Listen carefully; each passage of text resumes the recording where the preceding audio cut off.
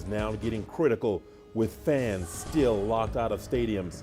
In tonight's sports scene, we highlight the financial challenges brought by the pandemic on African clubs. Hello and welcome to your weekly sports program that brings you all the sporting news and reviews from an African perspective. We will highlight the thrill of victory while also showing you the agony of defeat. I'm Richard Nta, Nairobi. This is Sports Scene. Put on your seatbelts, buckle up, get ready, get ready, get ready. Let's get started. Here's what's coming up in the show. Clubs in Uganda under significant financial pressure as pandemic bites. And South African former world boxing champion Mzuvukile Magwaza makes inspirational comeback. Once again, come on into Sports Scene. We kick off in Egypt, where Cairo Giants Al Ahly are the only club in Africa to have played under health measures imposed by both the Confederations of African Football and FIFA to prevent the spread of the coronavirus.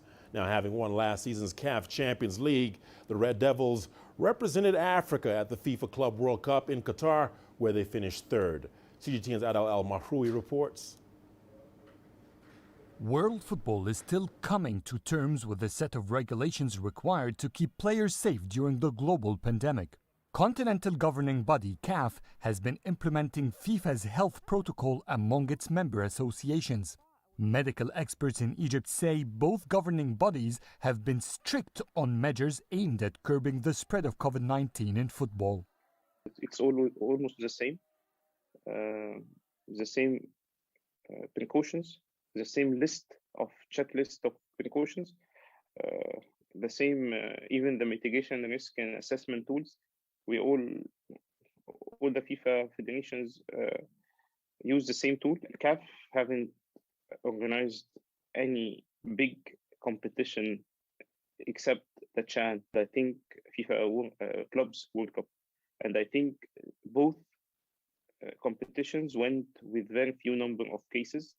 This means that I think in both competitions they have done good work regarding the regulations and the cautions and the measures to avoid COVID infection. The CAF Medical Committee has a great role. We are always in contact with the EFA, which in turn puts us in contact with the African Federation. They've always supported us with helpful and detailed information. If we have any inquiry about their protocol in matches or competitions, they show great support to help us commit to their measures. There are continuous updates and developments in the health regulations. Although the regulations are the same, Egyptian champions Al Ahly say FIFA took additional measures during the Club World Cup in Qatar. Weeks before the competition, FIFA held an online conference reviewing all health measures that participating teams must implement. CAF gets all its instructions from FIFA. However, the clear difference was apparent in the Club World Cup because it introduced the bubble system. It was applied in the Club World Cup because Qatar has extreme measures to protect its population. FIFA was very strict. When someone shook hands with another outside the bubble, they got expelled from the bubble. The bubble means that all players are forbidden to go anywhere beyond their hotels and stadiums. Moreover, no one from outside the bubble can stay at the designated hotels for the competition. Beside it, both FIFA and CAF strictly apply disinfection measures. They spray transportation buses, players' locker rooms, and even the goal posts after every training. In addition, players and football staff must frequently use face masks and sanitizers. We already have had a lot of work to do, but now I think it's maybe 3 times before, because now we have to be everywhere. We have to be always focusing and concentrating of what is happening, because I think, at my opinion, you are the first responsibles for applying these measures and the first responsibles for protecting our team and our players. Football players are also subject to intensive COVID-19 PCR testing. FIFA and CAF require teams to have a PCR test before departing their home country for a match, and another upon arrival, and a third 48 hours before each match. This is to give coaches 24 hours to rearrange their squad if players test positive. Some issues like fans' participation are left for every national association to decide for. In the Club World Cup, most games were restricted to 30% of stadium's capacity, while the final allowed 50%. Some CAF members like Egypt are still banning fans completely, which means that in one way they are applying stricter measures to those FIFA is stipulating. Adel Mahroui, CGTN, Cairo. Football clubs all over the world are suffering due to lack of fans, and that has denied them the revenue from ticket sales. Participating in the continental competitions, that's the CAF Champions League and the Confederations Cup, has put an enormous strain on the finances of African football clubs. But as the saying goes, the show must go on. Here's CGTN's Richard Nta with more. Fans are an integral part of football. Without their presence at stadiums, the beautiful game really is not the same. Clubs like 2016 African champions Mamelodi Sundowns rue not having their army of yellow supporters, but have no choice but to continue without them and face the challenges that come with competing all over the continent in the midst of a pandemic. We have challenges where to travel somewhere in Africa, sometimes you've got to travel to the Middle East, to Doha or to Qatar, and then take a connecting flight, or you've got to go to France. So the logistics it takes up a lot of time.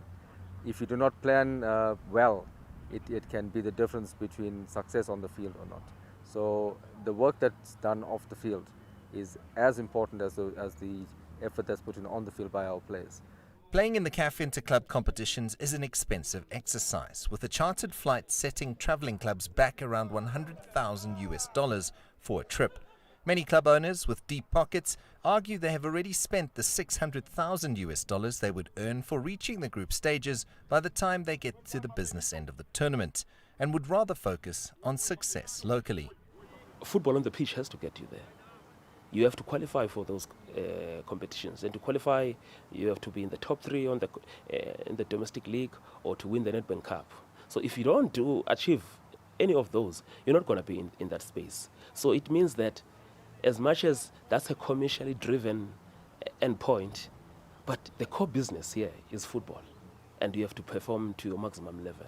And that's something that Sundowns has done excellently. We have a very inspirational leader in Dr. Patrice Motsepe.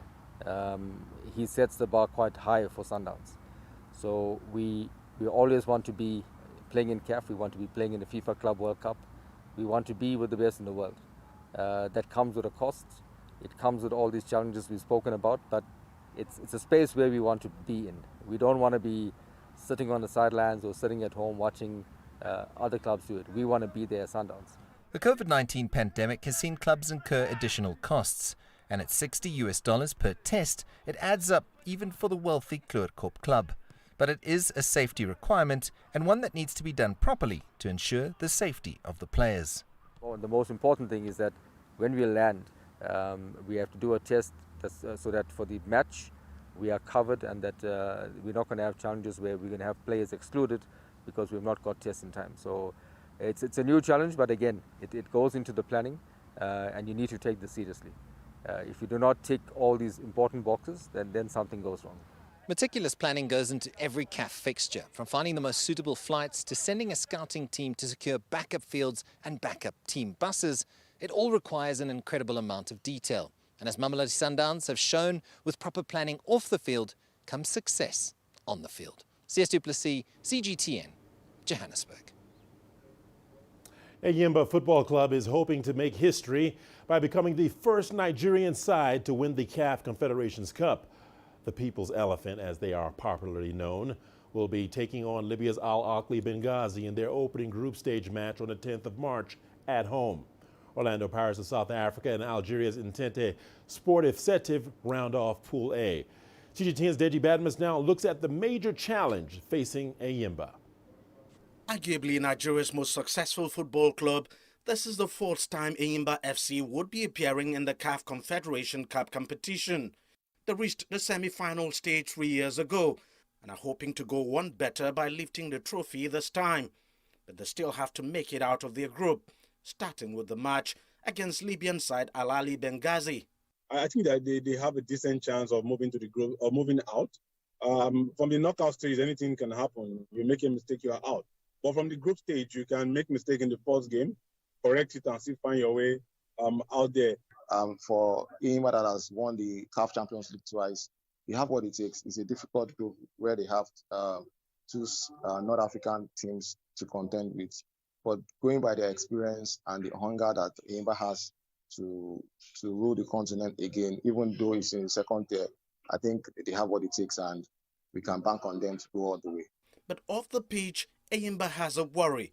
With fans still not allowed in stadiums over COVID-19 restrictions, get-takings have disappeared. The club is now completely reliant on government funding to honor its match fixtures. We also pray that this situation will change for fans to come back. Otherwise, looking at the team, the team in focus now, Enyimba, it's a government team. Now they've entered the group stage. Those behind the team they understand what it is to get into this stage. What it means now is that there'll be a lot of travels. They have to plan their travels very well.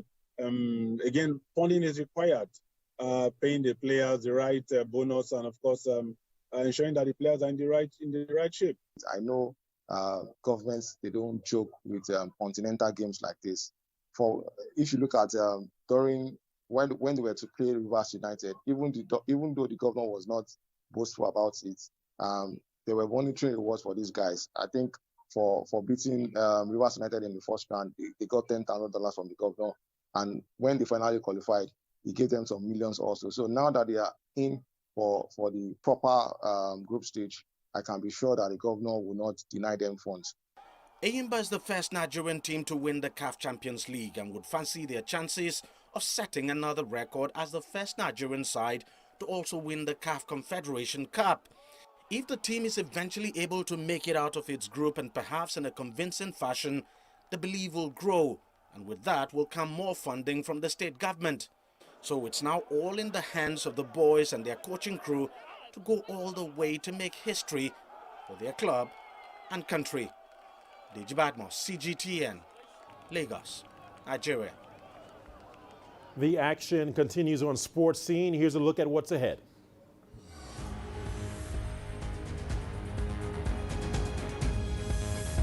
Football clubs in Uganda under significant financial pressure as pandemic bites.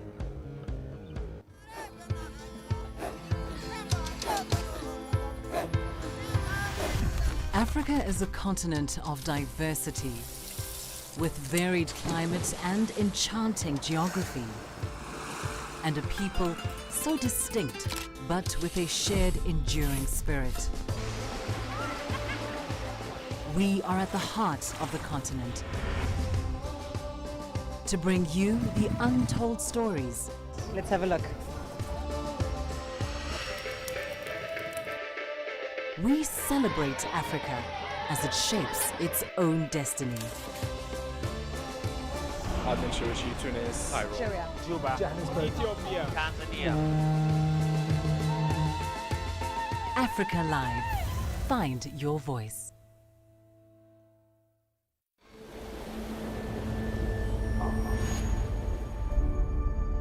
How would you create your legend? On the fields, on the tracks, in the arenas of Africa. Were you born to be a player? Could this moment be yours?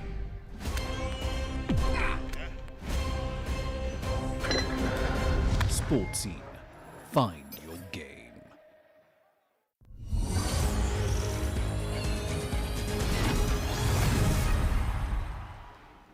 Welcome back. Thanks for sticking with us.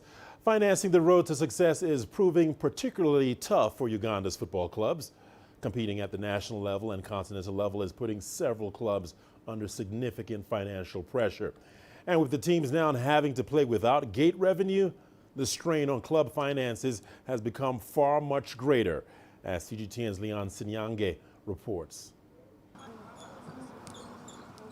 Kampala Capital City Authority Football Club players are going through their paces. It's yet another year chasing continental glory in Africa's club competitions.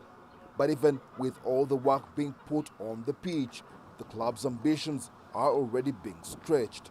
The financial obligations of participating weigh heavily on the club. The incomes that we get and the expenses that we actually run are not balancing. You have to spend a lot.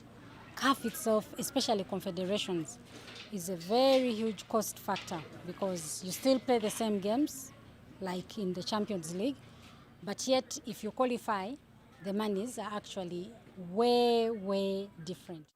Like KCCA-AFC, Vipers Soccer Club have been perennial participants in Africa's continental club competitions.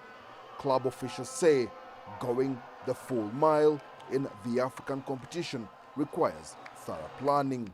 As part of our club's policies, we make sure that we always focus on the financial health of the club. Amidst the COVID-19 times, if at all we had not come up with a strategy to make the club financially sustainable, I think participation in the previous CAF Champions League would have come as a myth. Local clubs require more than $40,000 per away trip. There are also additional costs when hosting a match. The local football federation has often helped in cushioning some of the costs. We pick all the flight costs for any team that represents Uganda. And as you know, that varies according to the area of competition. Unfortunately, this year, our teams only flew to Sudan and Rwanda. By the previous time round, there were a series of movements and therefore some bigger contribution toward the club's finances. But even with the additional financial push, KCCA-AFC and Vipers have consistently fallen short. Both clubs bowed out of the club competitions at the knockout stage this year. They have now put their focus on winning the local league. Even with the resumption of football here, the stands remain empty because of the COVID-19 restrictions on match attendance. And with that, possibly the case for some time to come, clubs have to find other means to generate revenue and stay afloat. According to the clubs, gate collections have been making up the weekly revenues with every home game hosted. Broadcast revenues and other commercial income like sponsorships also contribute to club finances. The revenue streams are, however, still small. Can we get more sponsors on board? Can we look for football-related activities that can bring in money? And one of them is player sales. Can we produce talent that we can sell out there for some good monies? Because that is like one of the direct income streams. And while the desire every season is to be part of the continent's best, the financial challenges continue to make participation a burden than a prestige. The clubs are lobbying the government for full support, and that could help in keeping the clubs competing longer. Leon Sanyange, CGTN, Kampala, Uganda. Four Tunisian clubs, Esperance, Monastir, ESS, and Fax, are still in the running for top honors in CAF competitions, and honoring the fixtures has become a strain due to lack of fans. Now, this has forced them to look for alternative revenue streams, as CGTN's Adnan Chouachi now reports. Four-time African champions Esperance launched Taraji Pay. The mobile app will allow the beneficiary to pay his bills and recharge his phone. In addition, several financial transactions could be performed via the application. The club will receive a commission on any transaction.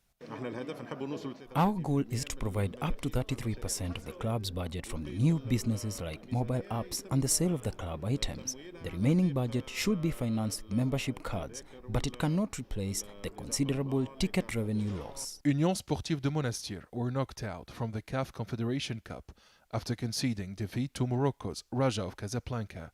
Just like Étoile Sportive du Sahel, ESS and Sfax, Monastir are facing financial difficulties due to the COVID-19 pandemic. Taking part in continental tournaments is costly. We thank our fans for their support. Clubs need to look for alternative sources of income. The loss of advertising and sponsorship spending is a real challenge as long as teams are playing behind closed doors. Football analysts explained that the Confederation of African Football announced that a limited number of fans will only be allowed to attend the matches. However, CAF grants the home federation permission if the host government approves of spectators attending matches. All clubs are suffering from the absence of supporters in the stadiums. CAF gives some hope by allowing a limited number of fans to attend the games, but this is not enough. The clubs need huge budgets to finance their preparation, the flights and other expenses. Tunisian clubs are urging the Football Federation and the government to lift this ban. According to the marketing department at Esperance, the club will offer new services that will allow the four-time African champions to benefit from additional financial resources during the pandemic. In fact, projects like Taraji Store and Taraji Mobile represent 14% of the club's budget. Adnan Shawishi, CGTN, Tunis. Like all other facets of life, football took a massive hit when the COVID-19 pandemic hit. Games were suspended for a while, and players had to accept pay cuts as clubs tried to survive the pandemic. Here we take a brief look at how the pandemic has impacted football's finances.